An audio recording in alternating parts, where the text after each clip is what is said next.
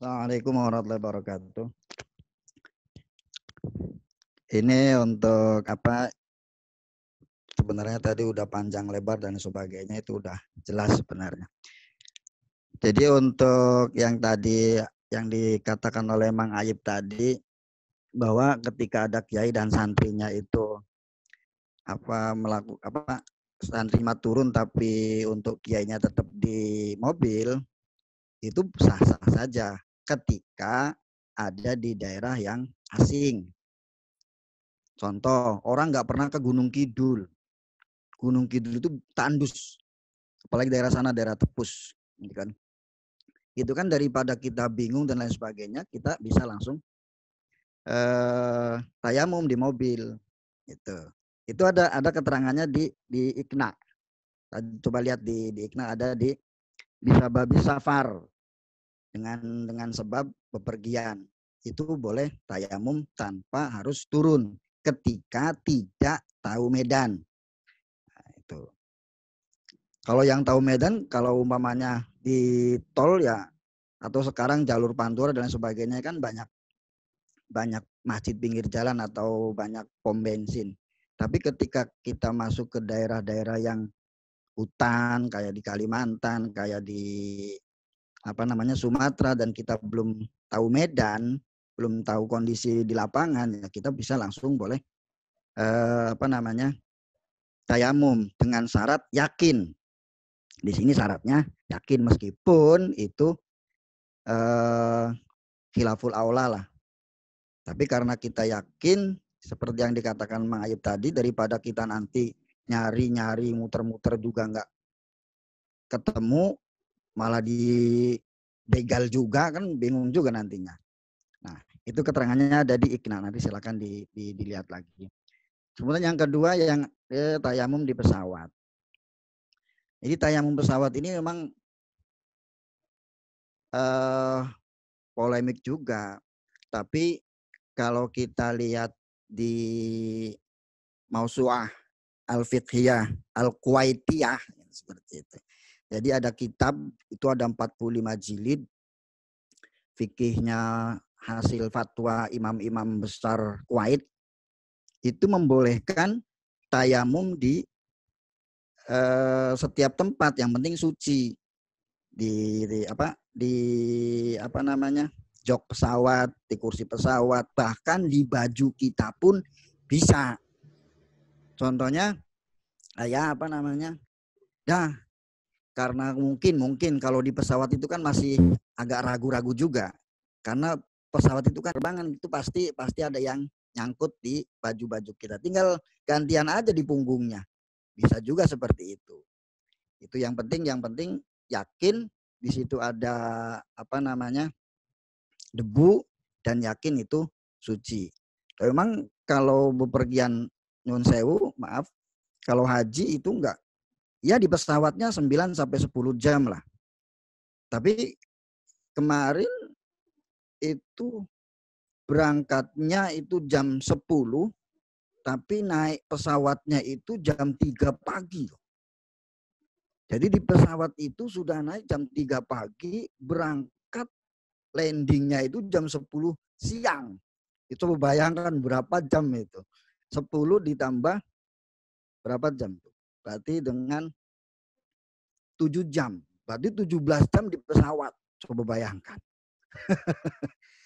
Ya kita memang harus yakin, tapi ketika kita nggak yakin seperti yang mamang-mamang, terutama Mang Romdoni, ya bisa dengan cara yang penting hormatul waktu, menghormat waktu saja untuk sholat.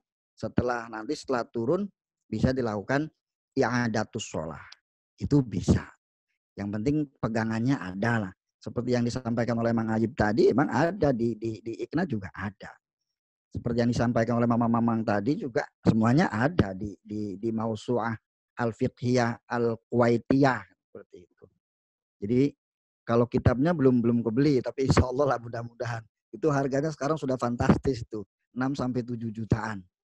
Ya mungkin Mang Yato nanti memfasilitasi kan seperti itu. Oh.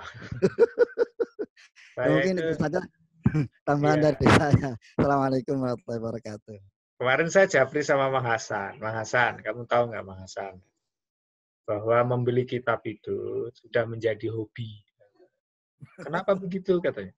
Iya, soalnya hobi itu kan antik, sesuatu yang antik. Karena yang bisa baca kitab kuning di Indonesia itu kemungkinan itu merosot tajam. Jadi nanti kalau kamu punya kitab-kitab itu banyak, itu nanti jadi hobi. Saya bilang gitu. Makanya dia hobi beli kitab katanya. Terus dia bilang begini, saya jawab, wah saya tuh gara-gara Mang Yarno, saya buka-buka kitab saya. Kiranya saya mau menjawab tentang kitab, salah besar. Saya jawab, wah istri saya senang nih Mang. Ya alhamdulillah berarti. Nah, dia udah mau mencoba itu, kitab apa yang pertanyaannya? Saya langsung tanya, wah servisnya itu luar biasa dong ya Mang. Wah bisa nyata kelihatan. Duh, bener Mang Yarno kok tahu? Iya, karena salah satu tip santri agar dapat servis yang bagus itu adalah baca kitab. Gitu. Tapi kalau itu bisa ditipu juga karena wanita tuh memang suka dibohongi. Jadi agar mendapatkan servis yang bagus, yang penting kitabnya dibuka, walaupun nggak dibaca. Lah, gila ya udah baca. Jadi Mang Hasan ini mempunyai hobi beli kitab, katanya kitabnya. Tapi saya belum nengok kitabnya terjemahan di dalam terjemahan kalau atau kitab kuning gitu. Atau kitab kuning yang ditulis di kertas putih kan bisa juga. Mari, ada yang menanggapi? Nah, Mang Soleh, Mang luar biasa ini kitab tayamum ini memang sering diam-diam itu dilakukan tapi banyak keraguan. Ayo silakan. Kalau saya nggak pernah ragu Mang, soalnya apa? Wah, kalau saya ngikutin yang sempurna gitu, yang penting saya duduk di kursi langsung tayamum gitu aja. Ya, silakan. Langsung tidur ya. Assalamualaikum warahmatullahi wabarakatuh. Terima kasih Mas Yatno. Ya. Saya sepakat dengan Mang Ayib itu. Jadi Mang mungkin yang sering berperjalanan dengan pesawat atau dengan kendaraan itu kalau sudah tahu ilmunya, menurut Imam Hanafi, Imam Malik itu boleh ya. Jadi kita pakai itu berdasarkan ilmu. Nah, kalau sudah dibolehkan oleh imam, jadi kita bisa taklid kepada beliau-beliau, dan itu kalau sudah yakin, wudhu di pesawat atau wudhu di kendaraan, tayamum di pesawat atau tayamum di kendaraan, sudah memang yakinkan itu sah. Tidak perlu mengulang lagi. Nah, kalau membawa jamaah, jika memang membawa jamaah, itu memang betul. Jadi perkirakan kalau jamaah 50, itu antri untuk ambil wudhu, kalau disarankan untuk wudhu, itu minimal 1 jam. Jadi kalau istirahatnya kurang 1 jam, maka jamaah pasti akan ketinggalan dan repot itu. Kalau jamaahnya 100, itu minimal 2 jam. Baru bisa selesai itu jamaah untuk sholat itu. Nah, ketika jamaah memang membawa jumlah jamaah itu diperkirakan tuh, yang biasa membawa jamaah umroh atau jadi pimpinan rombongan haji gitu ya. Itu harus diperkirakan betul. Karena nanti akan menjadi mudorot kebijakan yang memang laksanakan. Misalnya harus bawa debu semua. Jadi kacau balau tuh nanti di pesawat. Atau memang justru menyarankan wudhunya di pesawat saja. Nah, itu justru akan membahayakan penerbangan. Karena kamar mandi pesawat itu, lantai bawahnya, kalau itu dipakai untuk wudhu, biasanya orang awam itu wudhunya itu, ya airnya langsung jadi dia bawa gelas aqua kecil gitu, untuk ciduknya, pengganti ciduk, lalu airnya dipakai untuk nyuci dan di bawah lantainya menjadi basah.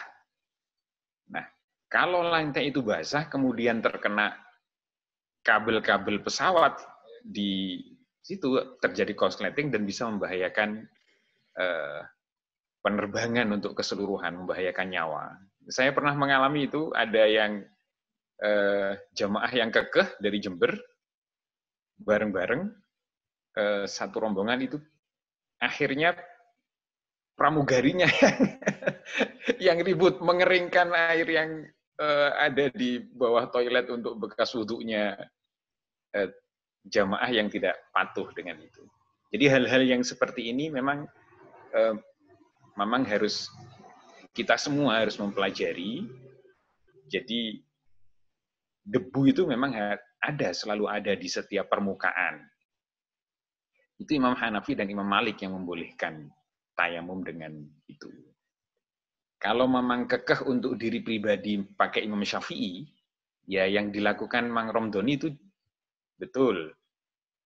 Jadi tayamumnya itu karena dianggap tidak sah, kalau Imam Syafi'i ya tidak sah bertayamum di permukaan karena selain debu, maka memang harus mengulangi, mengqadha. Yang tadi dianggap lihurmatil wakti. Ketika memang sholat dengan tayamum di kursi pesawat, itu kalau Imam Syafi'i dihitungnya lihurmatil wakti. Menghormati waktu saja. Memang dianggap tidak sah kalau Imam Syafi'i. Tapi kalau Imam Malik atau Imam Hanafi, itu sudah sah. Tayamumnya sudah sah. Nah, kalau saya lebih memilih sikap seperti Mas Yatno, apalagi kalau membawa jamaah, ya yakin saja sudah. Karena ilmunya memang ada. Kita taklid, muqallid kepada Imam Malik dan Imam Hanafi. Itu saja, Mas Yatno, tambahan dari saya. Tadi Mang Rijal kan mengancungkan sama tangan. Mang Wawas sebenarnya tadi. Ini rame, soalnya banyak kita. Jadi kebetulan nih, alhamdulillah santrinya Al Ustadz ini berkah. Saya pikir berkah semua dan memang suka naik pesawat. Tuh, Mang Wawas begitu disebut langsung nggak ada ya Allah. Tadi udah mau saya ini. Silakan Mang Rizal tadi mau memberi tanggapan? Sebentar, Mang. Aku tahu kamu. Oh ya udah. Saya sebenarnya ingin bertanya ya, sekaligus mungkin karena ini berkaitan dengan di An-Nisa 43, saya baca itu pernah saya falam tajidu ma'an fatayammamu sha'idan thayyiban. Jika kalian tidak menyumpai air, lakukan tayamum dengan menggunakan sha'id yang suci. Nah, saya mau tanya, Mang Mumu ada ya? Oh, ada. Wah, langsung langsung ke kalau Mang Mumu ini. Mungkin mau langsung begitu jawab, kamu langsung dikasih pisang kirana. Tapi dalam bahasa Sa'id itu tadi, Sa'idan itu Mang Mumu, itu kan dari segi bahasa itu kan permukaan bumi. Nah, permukaan bumi itu bayangan kita adalah ya debu ataupun barang-barang selain debu yang sebenarnya lebih baik debu ya, seperti batu dan lain-lain itu. Nah, yang saya pertanyakan sama seperti landasannya yang apa namanya itu dalam bahasa bahasa tadi apa yang soidan tadi permukaan bumi, sedangkan kalau saya perhatikan mungkin yang Imam Syafi'i menganggap belum sahnya kita bertayamum di pesawat itu adalah karena kemungkinan besar kecil sekali itu adanya debu di permukaan seperti apa kursi ataupun di kabin dan lain-lain mungkin kan itu. Nah, yang saya mau tanyakan itu kaitannya dengan bahasa tadi aja, dan tadi permukaan bumi. Mungkin di situ ada perbedaan. Mang Mumu bisa memberikan gambaran.